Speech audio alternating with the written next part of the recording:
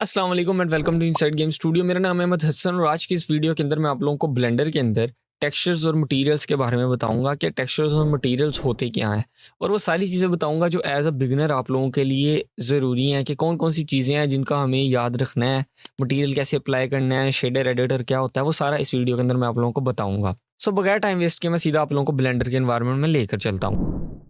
जब आप ब्लेंडर के अंदर कोई चीज़ क्रिएट करते हो तो आप लोगों को अंदाज़ा ही नहीं होता वो किस मटेरियल का बना हुआ है। अब इन दोनों बॉल्स और ये नीचे प्लेन मैंने क्रिएट किया हुआ है, इनमें से कौन सी चीज़ है जो ग्लास की बनी हुई है, कौन सी चीज़ है जो वुड की बनी हुई है और कौन सी चीज़ है जो मेटल की बनी हुई है। अब आपको ज़रा अंदाज़ा नहीं है।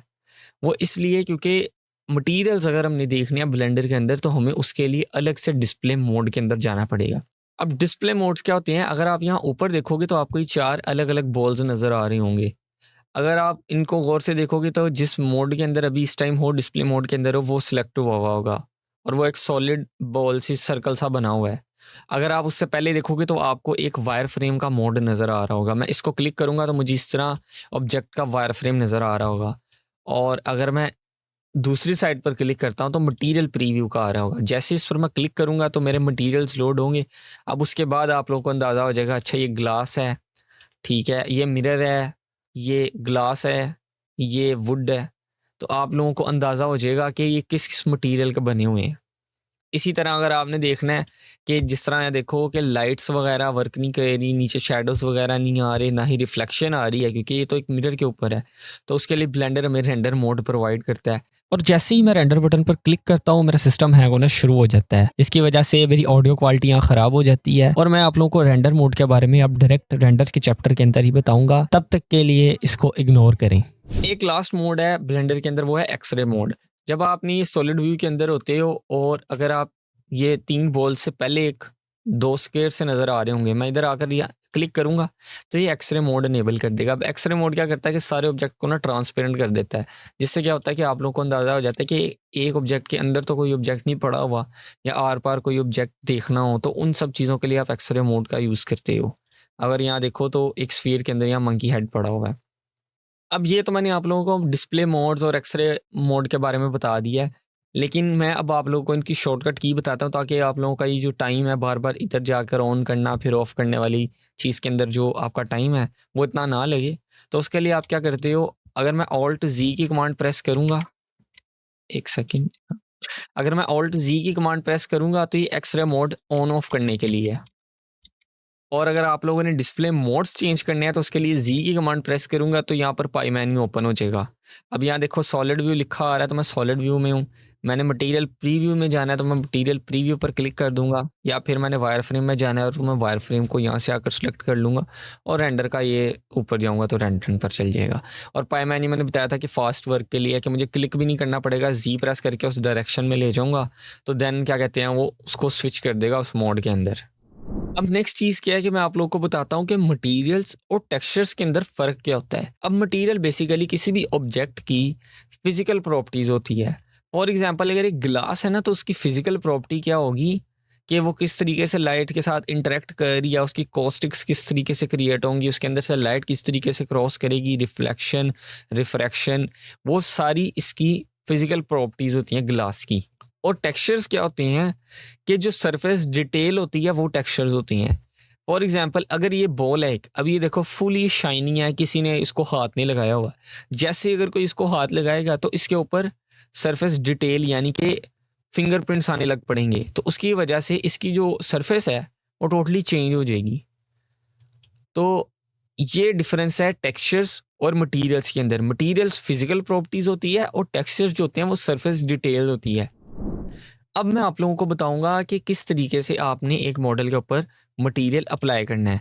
आपने मॉडल सेलेक्ट करना है और यहाँ पर प्रॉपर्टीज पैनल के सबसे लास्ट पे जाओगे तो आपको मटेरियल का आइकन नज़र आ रहा होगा, एक बॉल सा होगा। मैं जैसे इसको क्लिक करूँगा और उसके बाद यहाँ पर आकर न्यू मटेरियल ऐड कर लूँगा।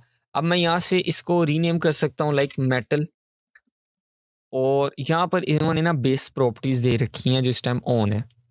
अगर मैं यहाँ से अगर कलर चेंज करूँगा तो आप लोगों को कलर शो नहीं हो रहा। उसका रीज़न ये है, मैंने बताया कि आप डिस्प्ले मोड्स का यूज़ करते हो। अब मुझे मटेरियल देखने के लिए पहले मटेरियल प्रीव्यू में जाना पड़ेगा। मैं जी प्रेस करूँगा और यहाँ से मटेरियल प्रीव्यू पर आकर क्लिक कर दूँगा। तो अब अगर यहाँ से मैं कोई कलर चेंज करता हूँ तो मुझे शो होगा इस जगह पर, और मैं यहाँ से आकर अगर दूसरी प्रॉपर्टीज़ को चेक करूँगा तो वो भी मुझे यहाँ से शो होने लग पड़ेंगी। रफनेस है, मेटालिक है, वो सारी चीज़ें यहाँ से मुझे शो होने लग पड़ेंगी। अब नेक्स्ट चीज़ क्या है कि आप एक ही मॉडल के ऊपर मल्टीपल मटेरियल्स ऐड कर सकते हो, और वो किस तरीके से, आप यहाँ पर आकर प्लस के आइकन पर क्लिक करोगे, उसके बाद आप यहाँ से नया मटेरियल क्रिएट कर सकते हो। अब वो नया मटेरियल आपने ऑब्जेक्ट के ऊपर अप्लाई किस तरीके से करना है, आप मॉडल सेलेक्ट करो, टैब दबाकर एडिट मोड में जाओ, और आप कोई भी फेस अगर सेलेक्ट करते हो या कोई भी सिलेक्शन करते हो तो उसके बाद ब्लेंडर हमें यहाँ पर एडिट मोड के अंदर असाइन का ऑप्शन देता है। मैंने मटेरियल यहाँ पर दूसरा अप्लाई करना है, मैं दूसरा मटेरियल सेलेक्ट करके असाइन पर क्लिक करूँगा तो जो मेरा दूसरा मटेरियल है वो सिलेक्शन पर अप्लाई हो जाएगा। अब नेक्स्ट चीज़ मैं आप लोगों को बताता हूँ कि आप लोगों ने मटेरियल किस तरीके से कॉपी करनी है एक ऑब्जेक्ट से दूसरे ऑब्जेक्ट के ऊपर। पहला हल ये है कि आपने ऑब्जेक्ट को सिलेक्ट करना है कि मैंने इसके ऊपर इसके मटेरियल अप्लाई करने हैं, तो पहले मैं वो ऑब्जेक्ट सेलेक्ट करूंगा जिसके ऊपर मटेरियल नहीं लगे, और बाद में वो ऑब्जेक्ट सेलेक्ट करूंगा जिसके मटेरियल मैंने कॉपी करनी है। तो मैंने पहले ये ऑब्जेक्ट सेलेक्ट कर लिया, देन ये सिलेक्ट कर लिया, and then control L press करूंगा तो लिंक ट्रांसफर डाटा का पैनल ओपन होगा, और जैसे मैं यहाँ से आकर लिंक मटेरियल पर क्लिक करूंगा तो जो मटेरियल इस पर लगे हुए थे वो इसके ऊपर अप्लाई हो जाएंगे। लेकिन याद रहे कि जो सिलेक्शन आपने इसके ऊपर करके मटेरियल अप्लाई किया हुआ था, जिस तरह ये है, वो इसके ऊपर कॉपी नहीं होगी सिलेक्शन, तो वो आप एडिट मोड के अंदर जाकर चेंज कर सकते हो। तो अब अगर मैं इधर से आगे कुछ चेंजेस करता हूँ तो ये इन दोनों पर सेम मटेरियल लगा हुआ है, तो इस वजह से अब जो मैं चीज़ यहाँ पर करूँगा वही चीज़ यहाँ पर चेंज होती रहेगी। लेकिन अगर आप चाहते हो कि मैंने ये सारे मटेरियल कॉपी नहीं करने, मैंने एक स्पेसिफिक मटेरियल कॉपी करना है, तो भी आप वो चीज़ कर सकते हो कि आपने अगर रीनेम किए हुए हैं ऑब्जेक्ट्स को, जिस तरह मैंने यहाँ पर इसके ऊपर से माइनस करूँगा तो ये ऑब्जेक्ट के ऊपर से मटेरियल डिलीट हो जाएंगे। अगर मैं चाहता हूँ कि इसके ऊपर सिर्फ मैंने ये वाला मेटल का ऑब्जेक्ट पिक करना है, अगर यहाँ आप साइड पर देखोगे आपको एक ड्रॉप डाउन मेन्यू नज़र आ रहा होगा, मैं जैसे इसको क्लिक करूँगा मटेरियल्स शो हो जाएंगे कि कौन कौन से इस टाइम ब्लेंडर की फाइल के अंदर मौजूद हैं।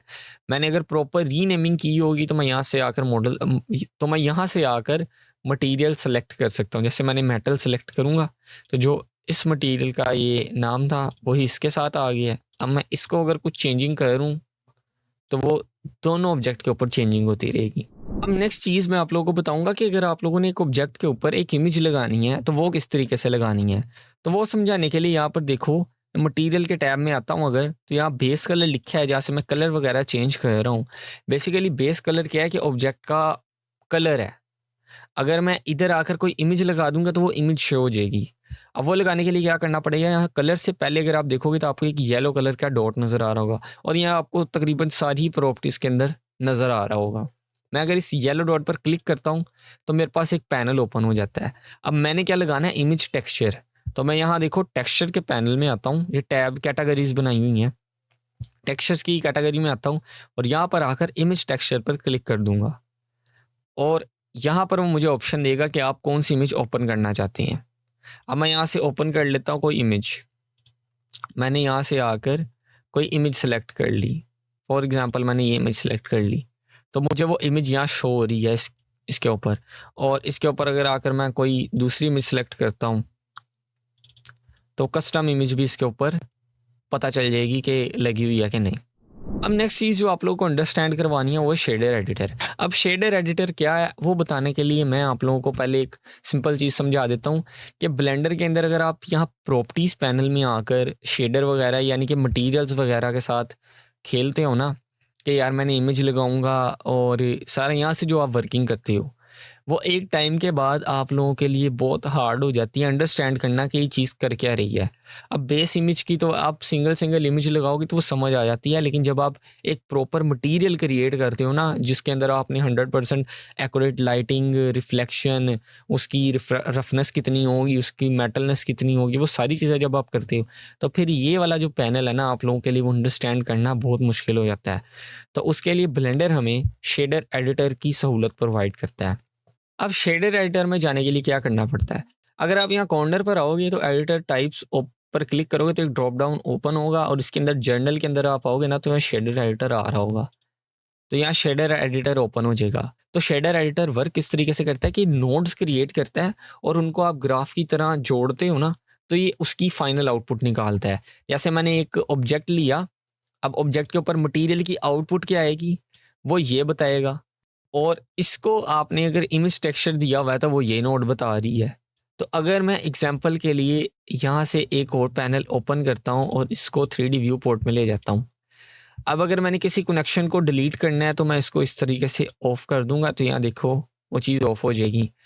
अब ये मटेरियल आउटपुट से भी चीज़ निकाल देता हूँ, तो इस टाइम इसके पास कोई इन्फॉर्मेशन नहीं है कि इसके पास कलर कौन सा है, इसके पास मेटालिक पावर कितनी है, रफनेस कितनी है, इसके पास कोई प्रॉपर्टीज़ नहीं है। तो उसने क्या किया है कि इसको टोटली ब्लैक कर दिया ऑब्जेक्ट को। अब जैसे ही मैं इसको यहाँ से मटेरियल की नोड देता हूँ ना, अब ये याद रखना ये प्रिंसिपल BSDF बेसिकली एक मटेरियल है। अब मटेरियल मैंने आप लोगों को बता दिया है कि वो किसी भी ऑब्जेक्ट की फिजिकल प्रॉपर्टीज होती है। अब मटेरियल्स ही क्यों, जिस तरह मैंने आप लोगों को बताया था कि शिफ्ट A प्रेस करके आप पहले ऑब्जेक्ट लाते हो, उसके बाद उसको मॉडिफाई करते हो। तो आप पहले उसकी बनी हुई प्री बिल्ड शेप्स का यूज़ करते हो और उसके बाद आप उसके अंदर चेंजेस करते हो। इसी तरह आप पहले मटेरियल क्रिएट करोगे बेस प्रॉपर्टी, उसके बाद आप उसकी सरफेस डिटेल के ऊपर आओगे, टेक्सचर्स अप्लाई करोगे।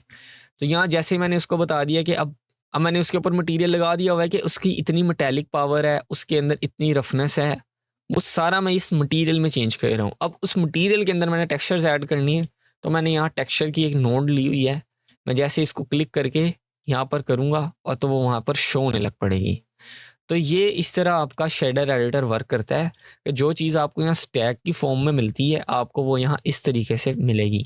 अगर मैंने नोड को कॉपी करना है तो मैं शिफ्ट D दबाऊंगा, तो मैंने यहाँ पर नोड कॉपी कर लिया और मैं इधर चाहूँ तो एक नई इमेज भी लगा सकता हूँ। मैं यहाँ आता हूँ डेस्कटॉप पर, मैं कोई और इमेज सेलेक्ट करता हूँ, जैसे कि मैं ये वाला आइकन सेलेक्ट करता हूँ। अब मैंने यहाँ पर एक नई इमेज क्रिएट कर ली और जो भी आपकी इमेज का नाम होगा वो इस नोड के ऊपर आप लोगों को शो हो जाएगा। तो यहाँ देखो इन दोनों के नाम डिफरेंट हैं, लेकिन वो यहाँ पर अब आप लोगों को शो नहीं हो रही। इसीलिए ये वाला जो साइड वाली चीज़ें हैं ना, ये ज़रा डिफ़िकल्ट होती हैं अंडरस्टैंड करनी बिगिनर्स के लिए। तो मैं अगर यहाँ से इस वाले कलर को उठाकर इधर लगा दूंगा तो वो नई इमेज यहाँ पर शो हो रही है, और इसको उठाकर यहाँ लगा दूंगा तो वो पहले वाली इमेज शो होने लग पड़ेगी। अब लास्ट थिंग जो मैंने शेडर एडिटर के बारे में आप लोगों को बतानी है कि उसके अंदर जो नोड्स होती हैं वो किस तरीके से वर्क करती हैं। अब नोड बेसिकली होती हैं कि एक साइड से वो इनपुट लेती हैं और दूसरी साइड से वो आउटपुट देती हैं। अब यहाँ पर अगर आप देखोगे ना तो यहाँ मटीरियल आउटपुट की जो नोड है उसके अंदर सिर्फ इनपुट जा रही है लेकिन आउटपुट नहीं आ रही। वो आउटपुट डायरेक्ट आपके ऑब्जेक्ट के ऊपर शो करवा रहा है। और यहाँ पर ये जो मटीरियल की नोड है principal BSDF, basically principal BSDF जो है वो एक ओवरऑल नोड है। इसके अंदर आप लोगों के यूनिवर्सल मटेरियल यानी कि प्लास्टिक, वुड, ग्लास, मेटल और वो सारी चीज़ें ये नोड कवर कर लेती है। अब इसकी आउटपुट को मैं अगर सरफेस पे लगाऊंगा तो वो यहाँ शो होने लग पड़ेगी, और इसके अंदर जो भी मैं कलर वगैरह चेंज करूँगा तो वो यहाँ पर आउटपुट कर रही हैं। और अगर इसके साथ मैं कुछ चीज़ इनपुट कर देता हूँ, लाइक इस टेक्सचर को, इस इमेज को मैं इधर इनपुट दे रहा हूँ इस नोड के अंदर, तो वो क्या कर रहा है, अब बेस कलर को उसने टोटली इस इमेज के साथ रिप्लेस कर दिया है और वो यहाँ से इसको आउटपुट निकाल रहा है। तो नोड इस तरीके से वर्क करती है कि एक साइड से इनपुट लेंगी और दूसरी साइड से आउटपुट लेती हैं। अब एक और चीज़ मैं बस यहाँ पर मेंशन कर दूँ, वो ये है कि अगर आप लोगों से पैनल ही ओपन नहीं हो रहे जिस तरह मैंने यहाँ साइड से किया है, तो आप यहाँ ऊपर अगर देखोगे ना तो आपको टैब्स भी शो हो रहे होते हैं। ब्लेंडर ने हमें टैब्स क्रिएट करके दी हुई हैं, लेआउट, मॉडलिंग, स्कल्पटिंग, ऊपर वाले सारे। मैं चाहता मैं आपको वहाँ से भी करवा सकता था, लेकिन मुझे वहाँ पर ना ये शॉर्टकट की वाला जो ऑप्शन है वो शो नहीं हो रहा। मैं जैसे यहाँ शेडिंग के टैब में आता हूँ तो मेरे पास यहाँ पर शेडर ग्राफ भी आ रहा है और यहाँ पर 3D व्यू पोर्ट भी आ रहा है, तो लेकिन यहाँ पर मेरे पास स्क्रीन कास्ट कीज नहीं आ रही, तो इसीलिए मैंने आप लोगों को वहीं से ये चीज़ की एग्जांपल्स दे दी थी। तो ये था एक शॉर्ट इंट्रोडक्शन मटेरियल्स का और टेक्सचर का कि ब्लेंडर के अंदर कौन कौन सी चीज़ें हैं जो हमें याद रखनी है, कि टेक्सचर किस तरीके से हमने अप्लाई करना है, किस तरीके से क्यों ज़रूरी है। डिस्प्ले मोड्स के बारे में मैंने आप लोगों को बताया और मैंने आप लोगों को शेडर एडिटर के बारे में बताया। अब नेक्स्ट वीडियो के अंदर मैं आप लोगों को यही सारे शेडर एडिटर और मटेरियल किस तरीके से हमने वो जो चेयर का मॉडल क्रिएट किया था उसके ऊपर हम ये मटेरियल्स सारे लगाएंगे और देखेंगे किस तरीके से उसकी लुक आती है। और उसके अंदर मैं आप लोगों को PBR वर्क फ्लो के बारे में भी बताऊंगा। सो मेक श्योर आपने चैनल को सब्सक्राइब किया हो, बेल नोटिफिकेशन ऑन की हो, कमेंट करें, लाइक करें, और जिस चीज़ की समझ नहीं आए आप मुझसे मेरे डिस्कॉर्ड चैनल के अंदर आकर पूछ सकते हैं। जज़ाकल्लाह खैर, थैंक्स फॉर वॉचिंग।